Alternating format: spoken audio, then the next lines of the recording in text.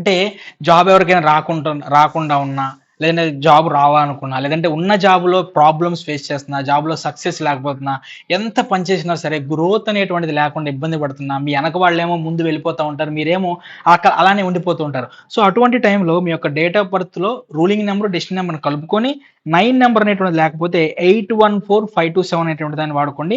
ఆరో నంబర్ గనక లేకపోతే 419856 అనేటువంటి దాన్ని వాడుకోండి. అలానే ఒకటో నంబర్ లేకపోతే 412300 అనేటువంటి దాన్ని వాడుకోండి.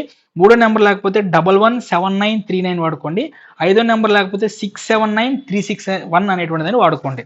4 డిజిట్స్ దానికి మనం వస్తే గనక 4 డిజిట్స్‌లో మీ date of birth, ruling number, destiny number కలుపుకొని 9 అనేటువంటిది లేకపోతే 8145 వాడుకోండి. 6 లేకపోతే 2859 అనేటువంటి దాన్ని వాడుకోండి.